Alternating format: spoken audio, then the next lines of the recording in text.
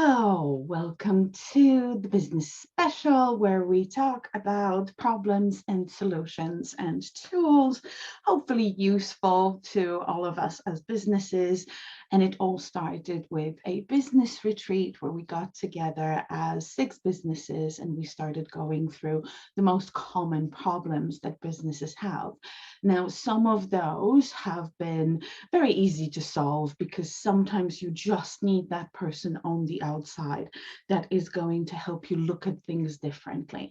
I am a very big advocate of anyone having a mentor, having a coach, having a sounding board, a friend, a family member, someone that you can talk to about your business, someone that you can run your ideas by, so that you always get at least a second opinion or a third opinion on things before you make some really big decisions. For the small ones, of course, you're all adults and you're all professionals and you know exactly what you're doing.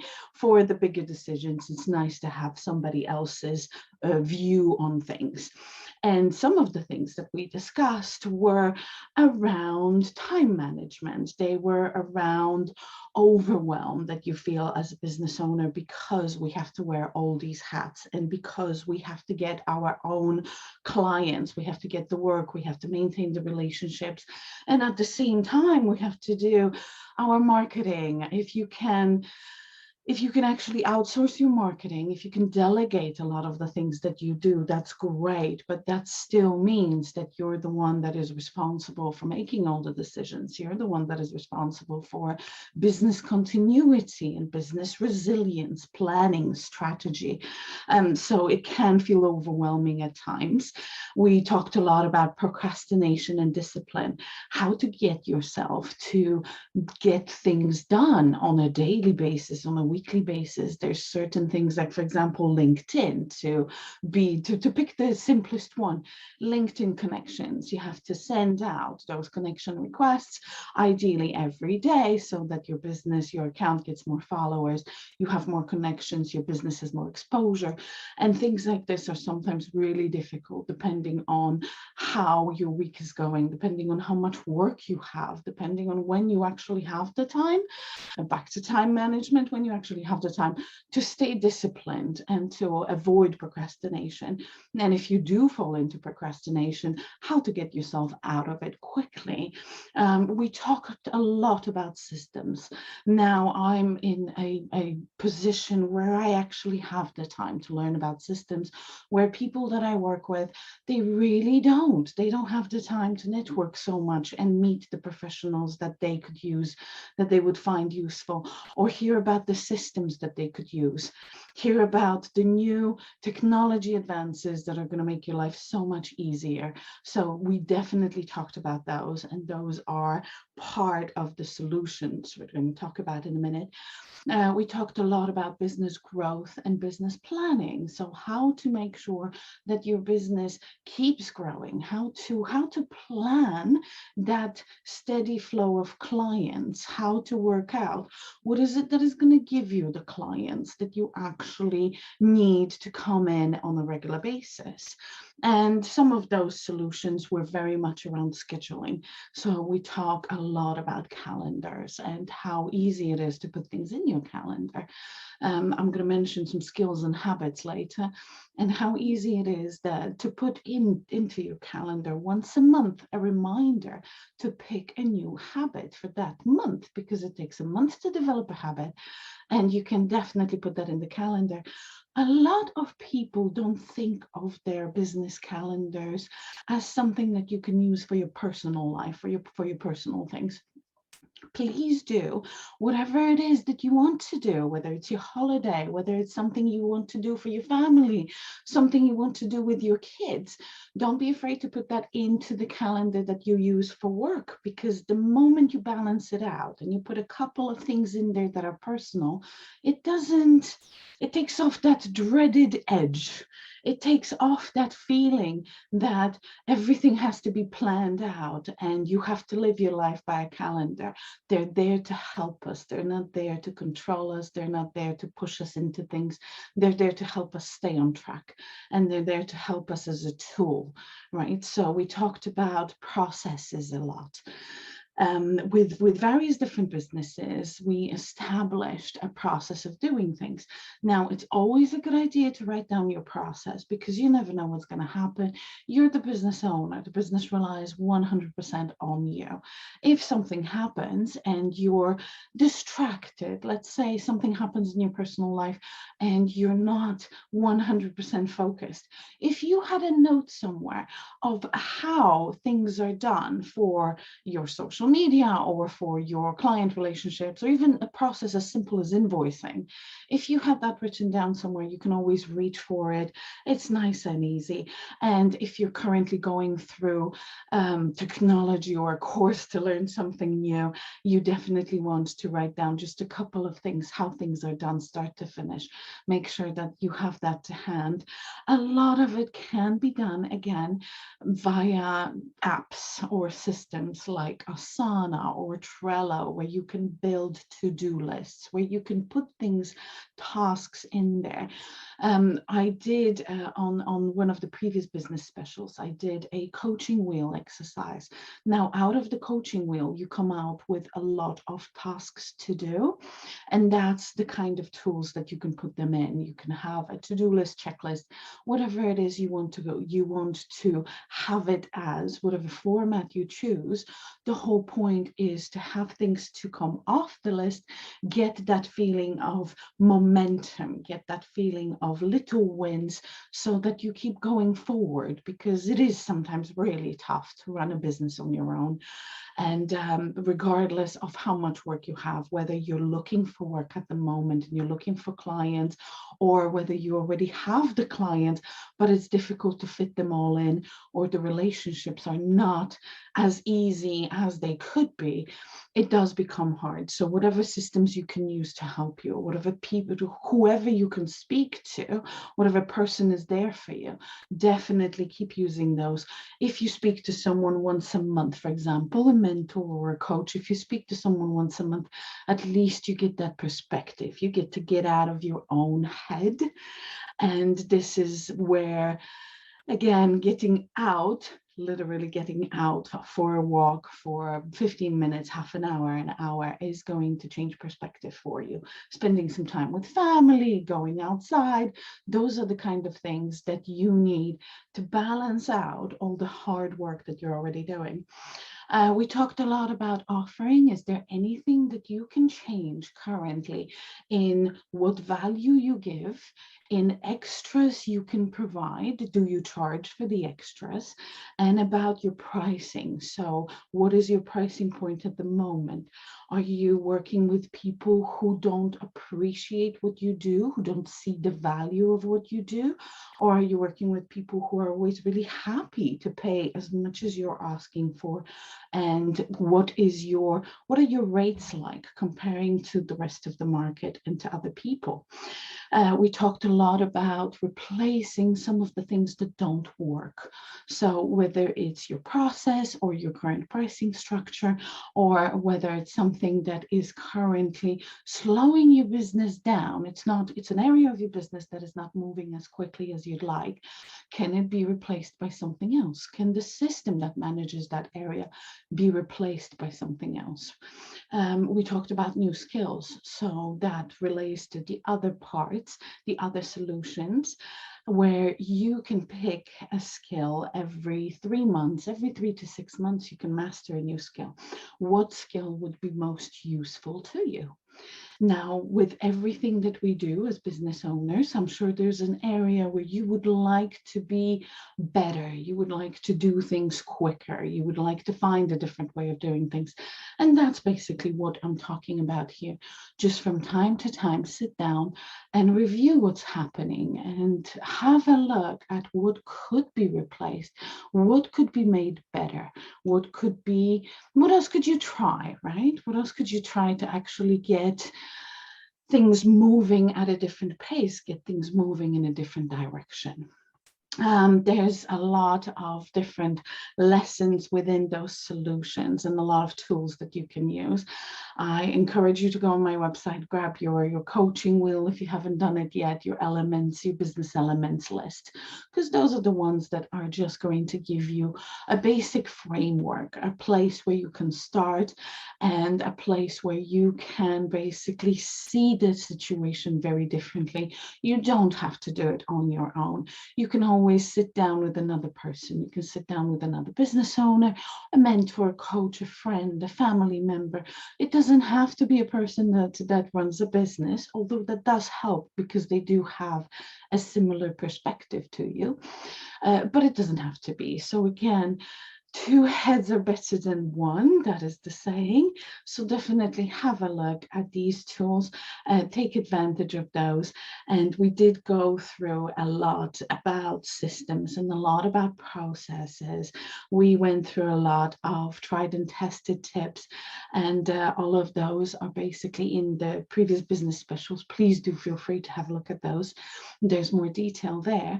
But I did mention the skills and habits. So those, a lot of my clients, my colleagues, my collaborators find it very useful to put something in your calendar that will remind you once a month to pick a new habit. So something that you can start doing this month, and you only have to do it for 1 month, see if it works for you. If it does work for you, you then continue doing it. If it doesn't work for you, you try something else. But at least you don't have to think about it too much, and you don't have to plan for it too much. It doesn't have to be written down anywhere. You can just simply have that reminder in your calendar once a month to make sure that you pick something else that is useful either to you in your personal life or to your business. I had people choose things like drink more water or cook more meals, up until business ones where they would have a tool talk with their team twice a week, or a relationship meeting with their staff or their clients on a regular basis. So it can be anything that you will find most useful to add that month. In regards to skills, again, something either your personal or your business one. What would make your life easier, better? What would be good for your business?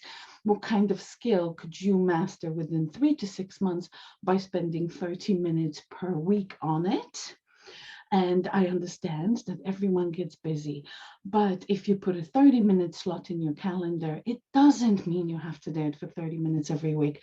If you're too busy, do it for 10 minutes, do it for 15 minutes, or some weeks you're going to be less busy and you're going to be able to do it for an hour. So if it's not in your calendar, it doesn't happen.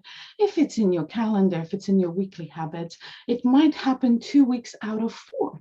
That's already 2 more than none. So I definitely encourage you to put that in.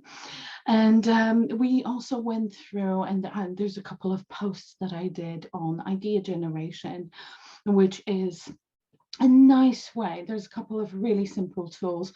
If you can't find those, no problem. You could find them on the website and the blog, on my website on the blog, or you can find them on Google. Idea generation exercises will get you out of any sort of area where you're stuck. So if you ask yourself a question, how can I possibly not work on weekends? Then the idea generation, this particular tool, is going to allow you on the other side of the page to say, if you don't want to work on weekends, the other side of the page is going to say work every weekend. And under that, you would have to put a list of tasks of what you would actually have to do to make sure that you work every weekend. You then, once you have that list, you then mirror it back with opposites to the other side, giving yourself a couple of new ideas of what is it that you could do, how you could reschedule your time, could you delegate, could you input a new system, introduce a new process into your business to actually allow you to have those weekends off. And a brain exercise is one of my favorites, where whenever you feel really overwhelmed, it's a good idea to write down everything that you currently have in your brain. There's a simple formula for it where you ask your brain, okay, tell me everything that is important right now. And you start writing down. After about 10-15 minutes, you get the most blissful silence ever. I'm not very good at meditating. I try from time to time. I'm not good, but I'm not giving up. So whether you meditate or not, it is still an exercise that you can try. Write down everything that is important. The only rule is do not repeat yourself. That's what you tell your brain. Your brain is going to tell you anything from a shopping list to really big issues in your business or in your personal life, your biggest worries. But the moment you write them down, you don't have to carry them with you anymore. They're still there. And nobody's saying that you forget about it or ignore them, but it's a way of processing them. So you don't have to carry it with you. And that is where it becomes much easier for you to then focus on new things, focus on your business, focus on new ideas. And that is basically the main reason why those are the tools that I talk about with people and with potential clients, with clients in client relationships. It is a very big part of every business. So once you have the client, one client or multiple clients, once you have them, you've been working with them for a while, something might change. It's possible that that particular relationship is not going the way you want it to go. The client is not appreciating you, they don't see your value, or they are distancing themselves. Something is happening, they're telling you something is happening, or they're not saying anything, but you can see that the relationship is different now than it was a couple months ago or a couple years ago. In that situation, what I advise is to actually make sure that you try and stay in touch with that client on a regular basis. Again, using your calendar, put something in there every 2 weeks to make a phone call, go see the client, or send an email, say something about why you started working together in the first place. So what was the reason that client hired you? Remind them of that reason, that either you provide the best quality product, or you're the best on price, or you're available every time they need you. Something like this, just to remind the client. And this also applies if you want to work on different size of jobs or projects. So as you're evolving and your business is evolving, you would like your clients to start considering you for bigger jobs or different type of jobs. Maybe you got a new qualification, maybe your business, maybe you hired someone in your business and you want a different type of work, you want more work. This is again something where you get to communicate this with the client every chance you get. So you add a sentence in an email or over the phone. Again, that's something you add, or you ask the client for a completely different meeting, saying, explaining what is the plan for your business, how you see your business over the next 5 years, and how you would like to make sure that they still get the best quality or the best value, whatever it is that they hired you for. It gives you that opportunity, it gives you an opportunity to ask the client some questions, to ask them where they are at the moment in their business, what kind of projects they're looking at in future. So definitely always worth asking questions. And it is about your development, it's about your business development. It is something you can stay consistent in.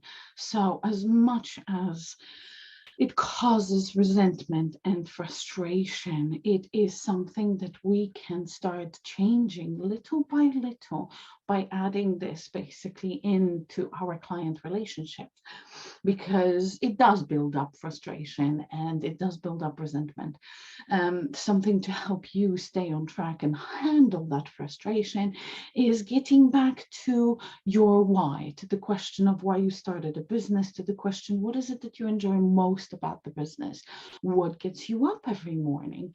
And you keep looking until you find a reason that is strong enough and good enough and that makes you feel good, because that's the whole point. Most of us have businesses that we want to run for years.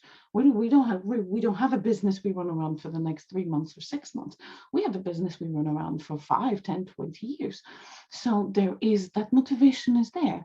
And sometimes we get so busy that we forget what that was. And that's okay. So it's absolutely fine. We're all human. We all make mistakes. We all get overwhelmed. Whenever you get overwhelmed and frustrated, see if you can get back to the main reason why you started your business, or what is the most enjoyable thing about your business. And that helps with consistency, which is, well, in my words here, it's your house. So it's the tools that you pick. It's the systems that you're going to choose and the processes you're going to follow that are going to help you to stay on top of everything that you're doing. And it doesn't all have to be done at once.